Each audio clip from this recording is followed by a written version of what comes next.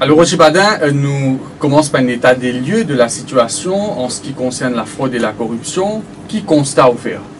Mais le constat, mon côté du monde Maurice connaît, on dit qu'il arrive à un seuil qui n'est plus qu'à tolérer quand nous cause la fraude et la corruption. Nous finissons tellement de cas dans le passé. Commencer par STC avec des histoires hedging, même avec tout ça, des histoires de l'entendez, le Center Point, des affaires qui nous entendaient là récemment, le Ring Road, Bagatelle Dam. Si vous regardez sa situation qui était actuelle là, mais c'était extraordinaire. Et d'ailleurs, vous trouvez qu'il y a une question de poser quand nous ne vous casse pas le pays pension vieillesse, mais ces histoires et tout ça gaspillage, fraude, corruption du pays là, mais ça il suffit. Non seulement pour pension vieillesse, mais combien vous capable de faire en plus pour aller souffrance du monde dans Maurice. Alors, quand on peut dire que la corruption atteint un seuil vraiment critique, je me rappelle qu'il y a une institution qui existait depuis des milliers qui s'appelle l'ICAC. Alors, comment on trouve le bilan de l'ICAC? L'ICAC, c'est setup comme une independent commission. Le problème, c'est que tout le monde connaît aujourd'hui que l'ICAC n'est plus non, ça l'indépendance qu'il était au début là. D'ailleurs, nous trouvons à travers Banca, ou que nous avons fait Kamadjit par exemple. Jusqu'à aujourd'hui, pas de temps, il que nous avons fait Kamadjit. C'est encore Radio Plus, même qui lance ça, là. Il y en a beaucoup comme ça. Nous avons fait Bangalia. Alors, moi, je dis l'ICAC doit faire aujourd'hui. Nous commençons même par ça. Alors, si moi, je viens de comme ça, qui en Suisse, où il y a des comptes qui tiennent là, et la banque suisse qui s'appelle Lombard, Odier, Darrier, Hench et Company, compte là ce numéro 815 51 10, côté là 8 648 845 francs suisses, qui fait où 300 millions de roupies. Pour M. Bangalia. Un chauffeur dans Mauritius Telecom. Ça qui vous permet d'avancer là, vous avez une preuve, ça? Ah, mon Dominique. Qu'est-ce que vous avez?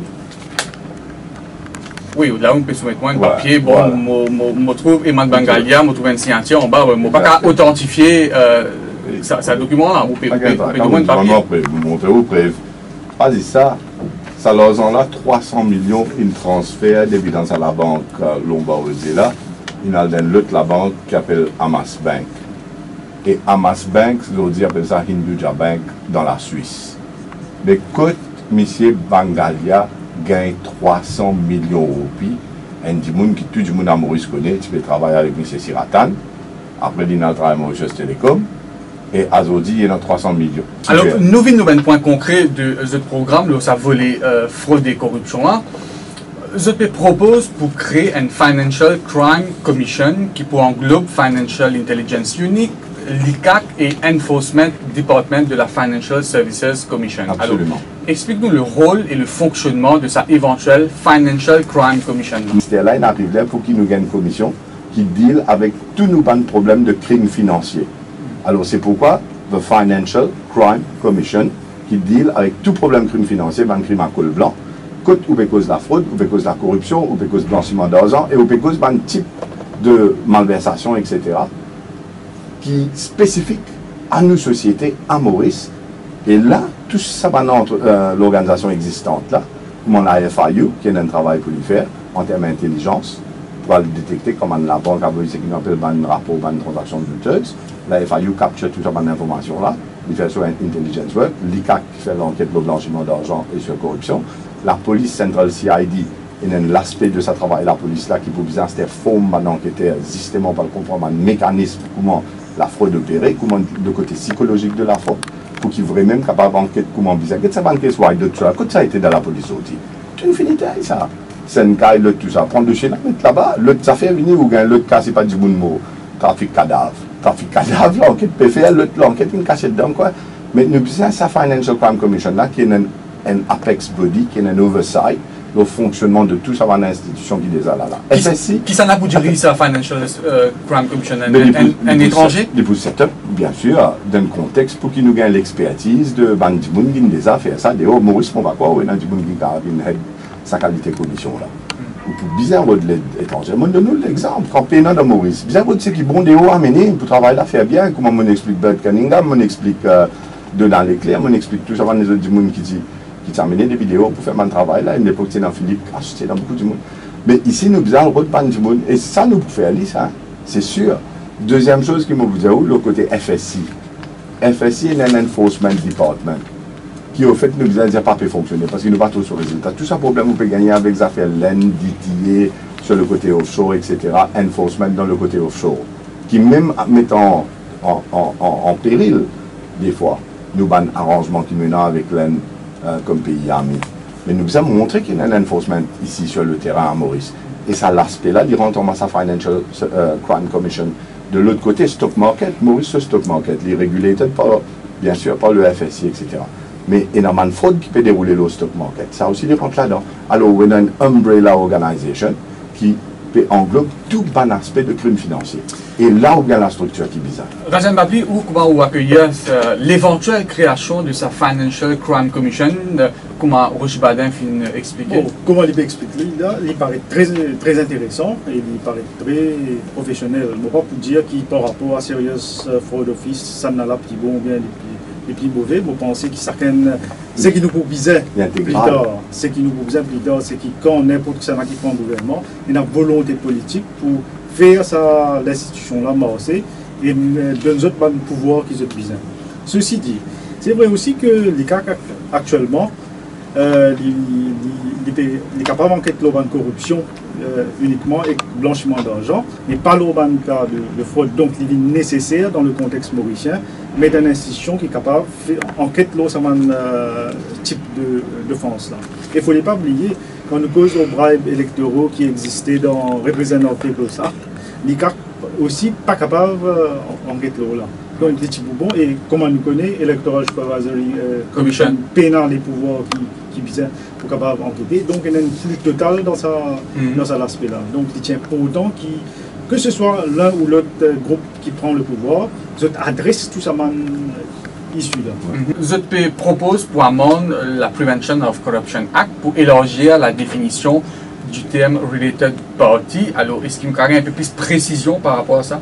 Non, bien sûr, related party dans la loi comme c'est, il est défini avec certaines relations.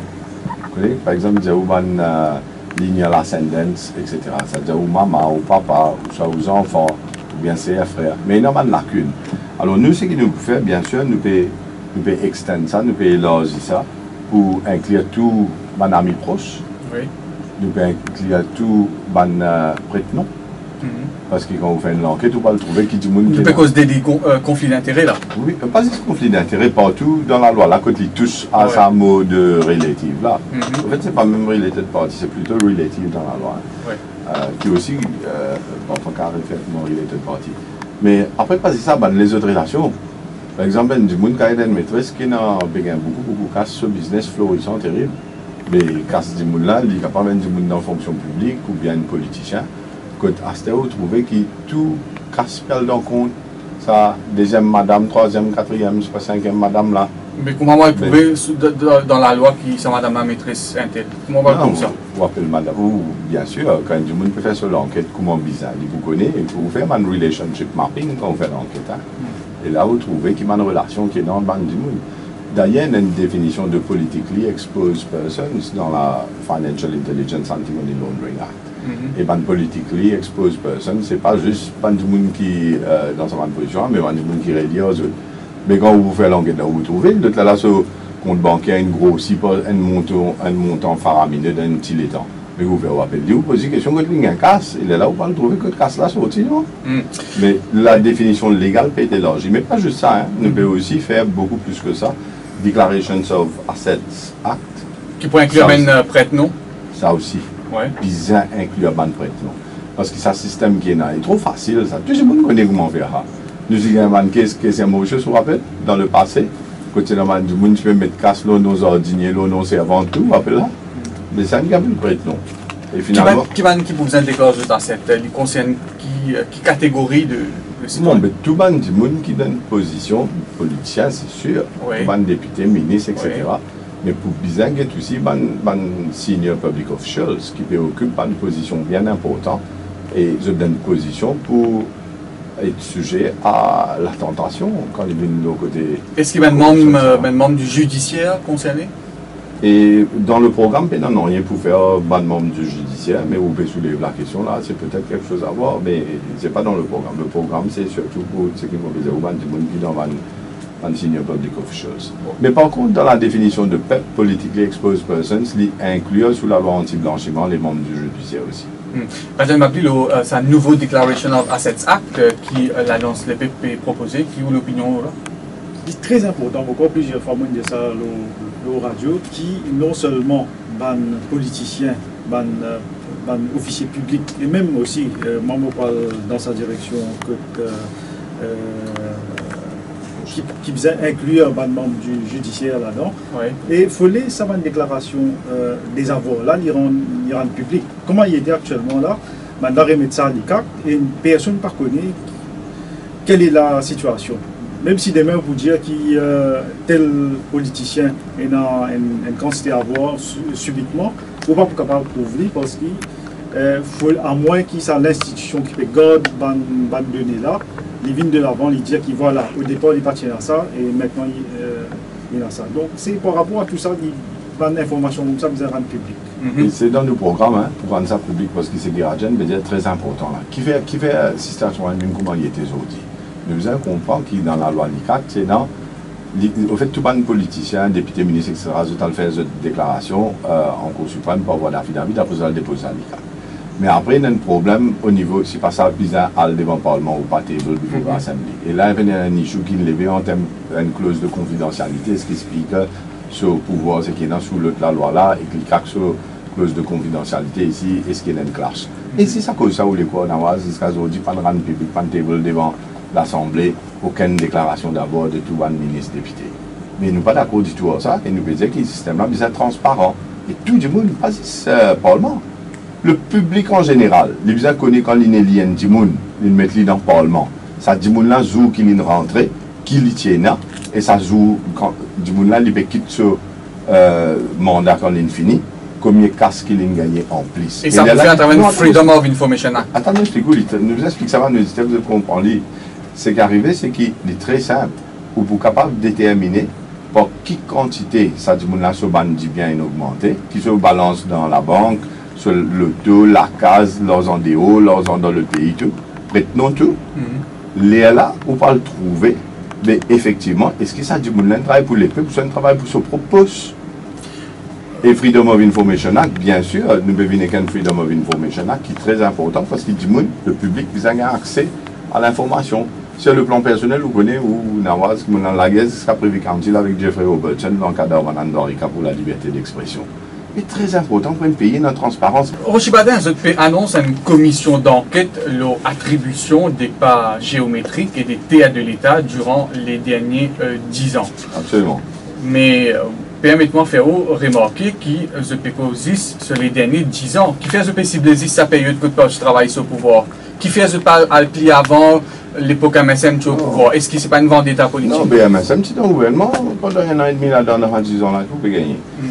Pas à cause de ça, c'est pour des raisons pratiques. C'est un bref passage. Non, moi, explique vous qui fait. Vous besoin de oui, explique-nous qui fait 10 ans. Mais parce qu'il y a une affaire dans la loi qui appelle prescription. Ou pas un droit, dans la cour même, ou pas un droit poursuivre pour une caisse là où 10 ans. Vous connaissez? Une caisse civile ou pas un droit mettre compte du monde après 10 ans. Parce qu'il est limité, c'est ce qu'il appelle une limitation dans la loi en termes de la loi prescription. Mais c'est fait aller pour les derniers 10 ans. Mais pas à cause de travail sur le pouvoir, à cause de tout ça. Mais nous connaissons, tous les copains, les copines, quand ils travaillent, c'est qu'il y a un terrain. Mon cas commence nous mener au radio si vous voulez. Non, dans les noms. Nous ne pas là pour faire procès du monde au radio. Mais vous connaissez, moi, si vous connaissez, tout le monde dans mon connaît. Mais pas oublier non, moi, j'ai une affaire. Mon cas, la région. Dans les noms, comme nous connaissons. Dans Balaclava, dans Pointe-au-Piment, dans l'Est, dans l'Ouest, là. Et on peut poser candidat tout là. Il y a un terrain pour le faire sur Tamarin, poser ERS, tout ça. Si ça va élection, la veille élection. Mais sa qualité de copinage, là, capable d'accepter Nawaz, capable d'un pays à ce là où, moi, je vais dire une affaire. C'est un Oudou Jagnat comme Premier ministre. No nonsense. Oui, dans la commission d'enquête, tout ça va terrain de l'État qui appartenait au peuple mauricien, qui donne tout ça va petit copain, petit copine là, et c'est qui est pour reprendre, et nous faire dans la légalité, d'après toute bonne provision de la Constitution, mais nous ne pouvons pas accepter qu'ils distribuent nos pays aux petits copains comme ça. Je peux promettre un land tribunal qui sera le pointer ça? Ça, très important. Ce qui est arrivé, c'est qu'il y a une commission de justice et vérité, que beaucoup de monde une perdit, je ban dit bien, je ban terrain, c'est tout le monde qui moun, qui tient dans le terrain. Mais terre privé, nous peut poser là. Terre privé que tu trouves parfois dans une propriété sécrière qui je expande le territoire, finalement je ne prends barrage, je mets de l'autre côté, terrain du monde particulier. Si on passe là-dedans, de père en fils, comme l'année, pas les moyens peut-être pour aller par la guerre contre ça, mais aujourd'hui, il y a une commission de justice et vérité qui nous donne ce rapport. Nous, ce qu'il nous peut faire, nous pouvons prendre tous ces bonnes recommandations de la commission justice et vérité et nous pouvons mettre ça en œuvre. Et comment nous pouvons mettre ça en œuvre? Nous pouvons créer un land tribunal qui peut présider par un sitting judge pour faire tout ça du monde la gain justice et régler sur le terrain. Concernant, mais dis pas juste des trois affaires au cause de Electoral Supervisory Commission, la loi électorale. C'est Rajan Babi qui mentionne ça, oui. Et dans des trois affaires qu'il nous veut faire, nous veut donner un pouvoir étendu, nous pensons pour faire ça. Si nous gagnons bien sûr, c'est qu'il vient comme majorité, pour donner un pouvoir à l'Electoral Supervisory Commission pour permettre d'une campagne électorale, contrôle et sanctionne la fraude, la corruption, conflit d'intérêts et tout un abus en ce qui concerne le financement politique. Et là, très important pour tout le monde auditeur, nous pouvons aussi mettre la loi au financement des partis politiques. Il y a une clause, un point dans ce programme qui concerne les whistleblowers, qui protection légale qui peut donner à les whistleblowers. Ah, ça c'est une question très intéressante parce que c'est bon, prenez-vous de moi les temps causer la oise parce qu'il vous explique à la population même qui peut faire ça. Vous voyez, dans tout le pays du monde, vous trouvez maintenant un système plus efficace pour qu'il remonte les cas de fraude, de gaspillage, de corruption, etc. Ce n'est pas nécessairement par une institution et que ça l'encadrement qui est dans une institution là. Vous avez empower les gens dans la place que je travaille. Donne-eux sa pouvoir pour venir rapporter les affaires là. Vous avez une radio privée, vous expliquez au cas dans le commentaire. Beaucoup de gens viennent dire qu'il y a tel problème, telle place, etc. etc. Mais le système de whistleblowing, et il fait beaucoup d'études là, il permet à les gens de venir rapporter les cas quand je peux trouver dans un lieu de travail qu'il y a un problème. Le ministère d'un para-étatique, même dans le secteur privé. Mais là aussi, c'est toute une science où vous avez des gens qui sont formés pour capable filtrer entre les cas qui du monde pérodiste, comme c'est la Boulogne, du monde connaît, il fait un rapport. C'est tout si vous permettez de call anonyme. Et de l'autre côté, un cas genuine. Mais vous bisez dans le système en place pour qu'il y ait un rapport de bonnes affaires comme ça. Alors, par exemple, dans ma entreprise privée, je n'arrive à trouver qu'il y a des gens qui normalement font des bonnes affaires qui ne sont pas correctes, des cas de fraude, etc. Des gens là, je ne suis pas content, on prend congé. Parce que je paye, qui attention, comme on dit, ils remplacent d'autres, ils rentrent dans le computer, ils trouvent certaines bandes d'affaires qu'ils n'ont pas besoin de trouver, etc. etc. Mais bizarre, empower des gens, que ce soit dans le secteur public ou le secteur privé, pour capable un rapport de banca. Et là, ce système de whistleblowing là, il peut contribuer grandement pour, bien sûr, plus de transparence, plus de bonne gouvernance, mais bien mettre de l'encadrement légal. En Angleterre, par exemple, dans le Public Interest Disclosure Act, qui met en place pour protéger le whistleblower. Bien sûr, si un peut venir faire une allégation gratuite, il abuse du système, il y a un système pour détecter ça. Mais quand un vient peut venir faire un rapport concret qui, finalement, a le débouche détecter un grand cas de fraude, de corruption ou même de gaspillage, wastage, vous avez un système de reward pour ça, là. Et la loi vous a protégé pour qu'il n'est pas sujet à une action civile ou une action criminelle, lui-même après. Dans la loi, il y a des affaires qui sont un peu comme ça.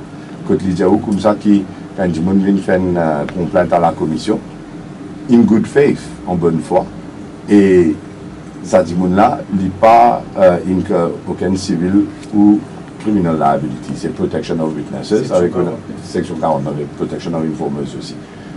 Ça c'est spécifique pour l'ICAC, mais moi je veux aussi pour tout ministère, pour tout para-étatique. En Corée du Sud par exemple, en Corée du Sud, c'est un système encore plus différent si vous voulez. Je encourage les gens pour dire que moi je pas ou un 13e mois ou un 14e mois si vous réussissez à rapporter des affaires qui finalement ils savent l'argent public. Ou bien encore un mois la paye à la fin de l'année. Un bon incitation. Par exemple. Vous dire qu'au niveau de Transparency Mauritius, depuis 1 an, nous travaillons au whistleblowing. Et d'ailleurs, avec le Mauritius Institute of Directors, nous mettons sur pied un whistleblowing council qui peut faire une proposition à l'autorité pour l'implémentation de la loi. Et nous avons déjà travaillé avec plusieurs firmes du secteur privé, dont un grand groupe comme Terra, comme le groupe Lux ou bien les gaz industriels, pour mettre en place un système comme ça.